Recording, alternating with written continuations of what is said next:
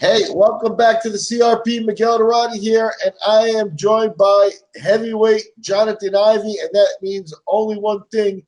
We got a heavyweight fight this weekend that we want to talk about. Johnathan, a good friend of ours here at the CRP. We've talked, blast from the past. You can check out our old podcast. And Johnathan made a pick on the Daniel Cormier and Stipe Miocic UFC title fight.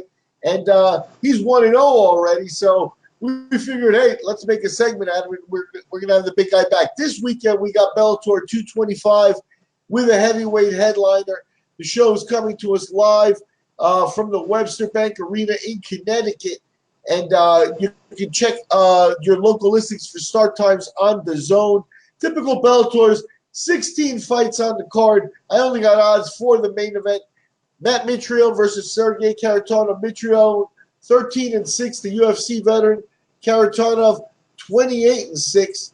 Quite a difference there in experience. But Kharitonov not quite 40. He's 39 right now.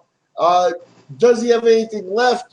You know, he comes off of no contest with Matt Mitrione, so they met in the ring, and in about 15 seconds, Mitrione kicked him in the groin, and that was the end of the fight the last time. That was Bellator 215. So anyway, Johnathan, how you doing? I'm doing fantastic, Miguel. It's been a busy morning. I'm glad to get to finally talk to you. I'm glad to have you aboard here, and I blasted out a lot of info there on the fight. The fight right now, like I said at the sport books, pick 'em fight, -110 both ways, Kharitonov and Mitrione. It basically comes down, I think, to who you like best here, because both guys have a couple blemishes on their record. They met in the ring last time. You can't really get anything from it other than that it's a pretty even physical matchup. Mitrione actually 2 years older than Kharitonov and less experienced. That might be the balance of things. But once you get in the ring and you get Jonathan's breakdown, he might see it a little different. Johnathan, why don't you talk about Mitrione first? Mitrione's 41 years old, right? Very athletic. And Sergei tends to struggle with really athletic, long heavyweights sometimes. But very athletic, maybe not the most technical.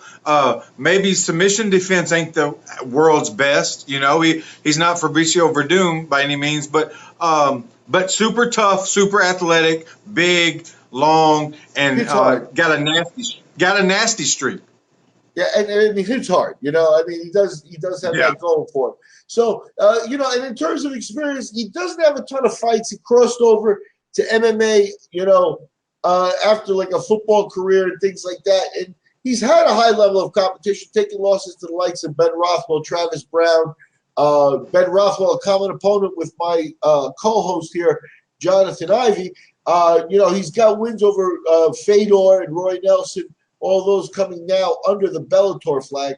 He lost against Ryan Bader in a Bellator title fight there. So Mitrione has some high-level experience, but doesn't have the ring time Kharitonov does. As you mentioned, Kharitonov has struggled at times with faster opponents, and Mitrione might make that. So how do you see this fight going? Talk a little bit about Kharitonov first and his opponents, and then I'll ask you how you see the fight going. And whether you see it going the full, 5 rounds. No.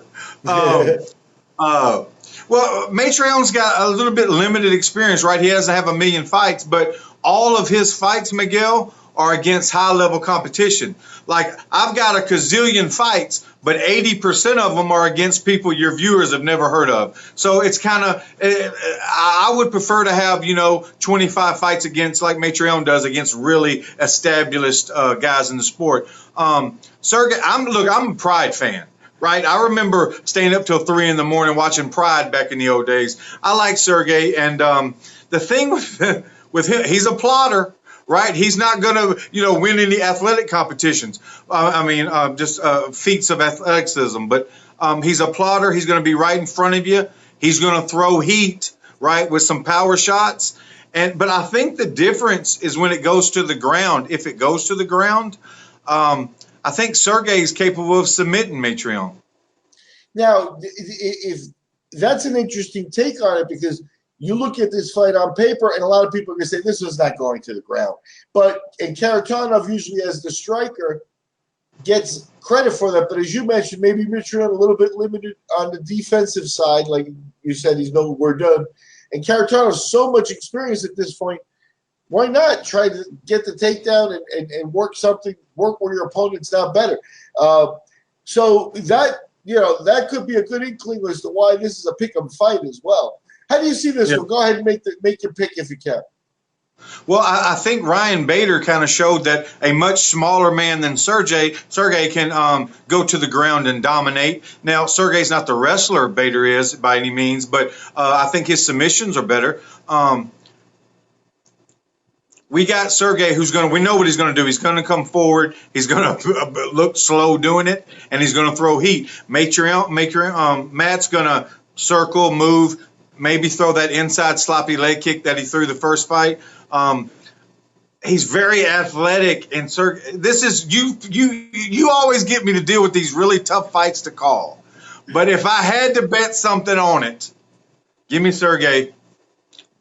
Okay, you think now Sergei by decision, or is this one gonna end early? Well, I do not feel like Sergei can win a judge's decision, 5 rounds especially against Mitrione's very athletic, and if he can weather the early storm, right, I would lean that way. But the same way that I kind of called that when it was Nagano and Dos Santos, and I said I want Nagano in the first round, but I'll take Dos Santos after that. We can't do that, right? Like I want Sergei in the first round, and I want Mitrione in all the other 4, but I'm not going to do that. So I'm going to take Sergei. I think he can land something and land his power shots, and I think he's got an adequate chin. Yeah, and we've seen. We've seen Matt Mitrione. I almost said Travis. We've seen Matt Mitrione go out too. So if he gets hit, he's susceptible to that. I think it's an interesting fight. I think the fact that they're 41, 39-year-olds, it's almost like the geriatric league, but both guys do have some high-level activity left in the tank. I believe they're headlining this weekend, and we will see, Mr. Ivey, how it goes. Matt Mitrione, he doesn't live too far from you. It's a kind of a wonder you guys haven't crossed paths. Well, he lives up in Indianapolis, I believe. He's good friends and former training partners with Sean McCorkle, who's a good friend of mine. So I've kind of heard a lot of Mitrione stories over the years about training and things like that. And, hey, I'm a Mitrione fan, but I just feel like in this one, you're making me bet the house on it. I'm taking Sergei. All righty. Then I'm Miguel Dorati for the CRP. You guys at Bellator 225 this Saturday, and you can check your local listings for start times on DAZN. I've been joined by our veteran MMA analyst and fighter, Johnathan Ivey. He's been joining us to make picks, and he made his picks for Matt Mitrione versus Sergei Kharitonov. Check it out, and we will see you guys after the fights. Johnathan, any final words? Just peace. Why don't you go ahead and give a plug for the Cage Fighting Championship 7 coming up in October? Yep, absolutely. If anybody's in the Middle Tennessee area in the middle of October 12th, come out to Murfreesboro, Tennessee to the Johnathan Ivey's Cage Fighting Championships. Look, I'm promoting now. I'm fighting, I'm refereeing, I'm teaching leg lock seminars. I'm doing it all. And if you get bored at home, go to my YouTube channel, Johnathan Ivey. Real simple, I-V-E-Y. Do it. IV, and if you don't, you're going to need an IV because the man's going to come hunt you down. You're crazy. All right. It's always fun when I'm joined by Johnathan, and we will see on Sunday the results and follow up on it for you. So check it out and hit like and subscribe. Thanks. Boom.